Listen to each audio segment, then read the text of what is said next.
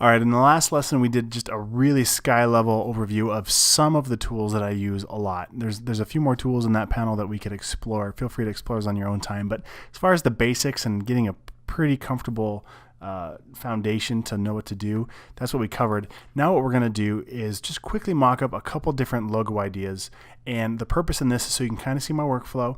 And then what we're going to do is push pause.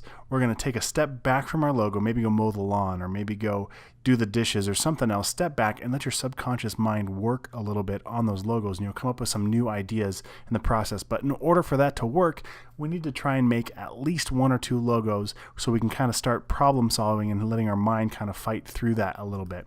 So I'm going to delete some of this extra junk that we were working on in that last video. I'm going to come back up here to my Derek Mitchell text that I've already outlined. I'm going to drag a copy. Hold on, Alt, click and drag.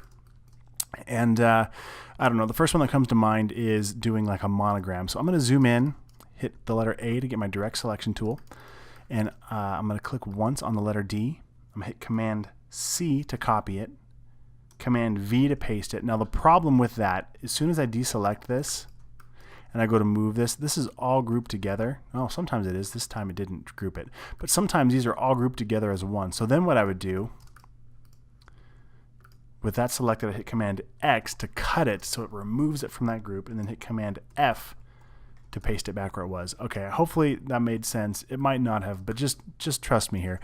I'll click one more time on the letter M. I'll hit Command C to copy, Command F to paste, and that pasted it right on top, so now I can drag up. I'll click off and click back. There we go. That's what happens sometimes. See how that left it as part of the other group? So to get rid of that or remove it from the group, there's a couple things we can do. One is just hit Command Shift G. That's the same as going to Object, Ungroup, and that'll ungroup all of the letters, which I don't want to do that though. I want to leave these still selected. So I'm going to hit Command Z. So this is still one group. A way to cut that out but still leave this all grouped, I'm going to hit the letter A, click once in here, hit Command X to cut it, which physically removes it from that group, hit Command F to paste it back. Oh, all that work. And now we have these as one group still, and now this is separated. Hopefully you're tracking with me, but it's just the way it is. It's just how we do this. Okay, so one idea I have is to reflect this letter D. So I'm going to hit the letter O to get my reflection tool, and it's fine in the middle. I'm just going to click from the left, holding down the Shift key, and drag to the right. So now I just reflected that. Now I'll move this over, and I'll kind of align these up together. So there's one idea. I'm going to drag this up, hold on Alt and drag a copy, zoom back in, and now I've got another idea. Let's maybe knock out this stem so it looks like the D is kind of coming off of that letter M. There's a few ways we can do this. The first, actually probably, let me just see what happens here. We're going to drag this right over the top, and I'm going to hit the letter M to get another rectangle, and I'm going to draw right over the top of this guy here. Stick with me here, and I'm going to use that to knock out this letter D. So what I'll do is I'll go to Window, go down to Pathfinder, and now with this window, this is kind of like the Shape Builder tool, but we can see what it's going to do here. So sometimes if you've got a lot of elements to work with, or in this case, I don't want to get mixed up with the letter M, probably the fastest way to work would be just Shift M, Command click on that, and now I can hold on Alt, let's see, Command Shift, click on that one too. So I've got the rectangle and the letter D selected, hold down Alt, and I can erase away from those. And see how quick that was? That works pretty good most of the time. Sometimes if it doesn't, again, you could use this Pathfinder window, and whatever's on top, I can use this right here, the minus front, to subtract whatever's in front, okay? So now, but the problem with that is it kind of looks like a CM instead of a DM, which is not what I was going for. So that's not the greatest idea either. I'll stick that back up here. I'll bring this guy back down into play. I'll hit Command G to group them together. And now I can grab either one of these and they stay together. Okay. So, I mean, that's not bad. It's not a really good logo yet. It's just pretty basic and nothing fancy about it at all. So some things we can add to it maybe would be, let's take a look at some of our samples and see if anything sticks out. We could add an enclosure like this kind of crest look shape here. Or maybe do a two-tone option. And sometimes when you start adding colors, your logo will look better than it is. So let me show you what I mean. I just took a picture of that. Come up here, Command V to paste. Excuse me. So what I'm going to do is I'm going to select the word Derek Mitchell, and we'll make it this darker color. And then the M, I'm going to hit the letter A to get my direct selection tool. The letter V selects everything, and since it was grouped, it gets both of them, but the direct selection tool gets just my A. Hit the letter I for my eyedropper tool, and I'll click on the darker color. Then I'll direct select by holding down the command key, click on that letter D, and click on that lighter color. So, I mean, right away, it's still not the greatest logo, but as far as like visually, like, I don't know, it's better, right? But it might be a crutch. It might be a terrible form, and we don't know that if we're starting to apply color, and we like the color, but then if we were to go put this into black and white, we might realize that it really isn't a good solution. So, and at this size, it looks like OM instead of a DM. So we have some issues there we need to work through. Okay, so that's part of my process for creating a look. And you know what? I don't want to spend too much time here, so I'm just going to drag a copy up, Command G to copy to group both of these, so now they're one group. And let's play with this a little bit further. This time I'm just going to draw a shape around it. I hit the letter M to get my rectangle tool. Command Shift left bracket to send that to the back that we just did. And I'm going to make my fill white. And I'm going to hit X to bring my stroke to the front and hold down Shift and click on this color. Now the reason why, if I just, let's step back, Command Z, if even though my stroke is in front, if I click on a fill color, this is a fill color, not a stroke color, it'll apply the fill color.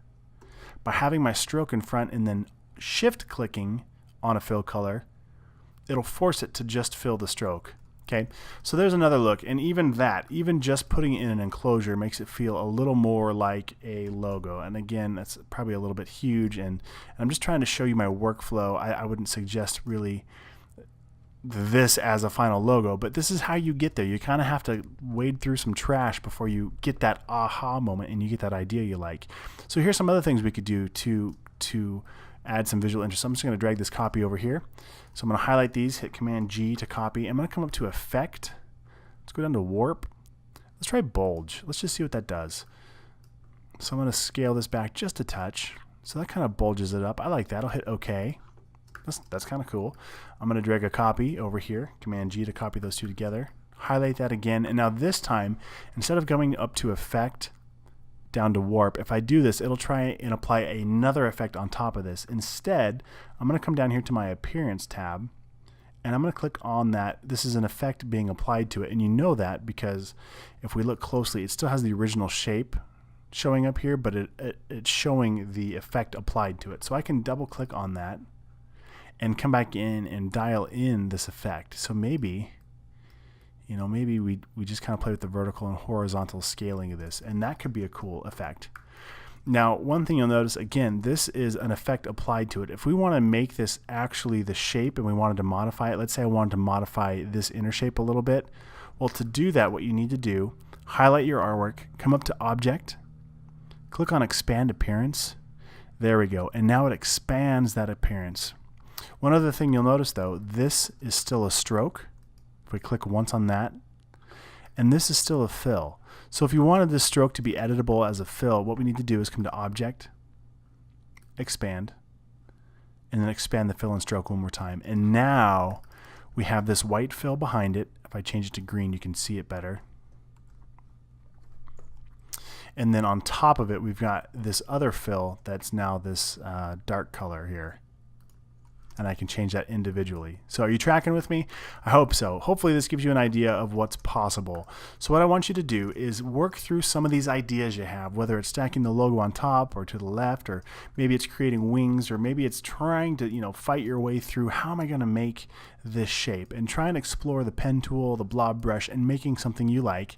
Maybe come up with about 3 or 4 options, and then I want you to push pause. Like I said at the beginning, go do your dishes, or go mow your lawn, or go do something, maybe go to the gym, but let your brain be at rest. Don't do something that takes mental energy like your finances. Do something that your body can do, but your mind can think, and that's how you'll start arriving at good logos. It doesn't matter what we do in this first phase. It can be a bunch of garbage, but what it does is it forces your brain to start thinking about it.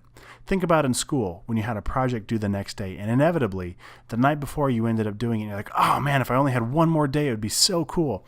And that's what we're doing here. We're kind of forcing ourselves to be in that final crunch, like pretending like it's due, but then you can step back and go, oh, okay, and then create some space for your mind to start solving problems with your subconscious. So, all right, so there's your homework. Create about 3 or 4 more looks. Just, I mean, even if they're garbage, just kind of play with it and just get them out here, hit save, and then step away for a little bit.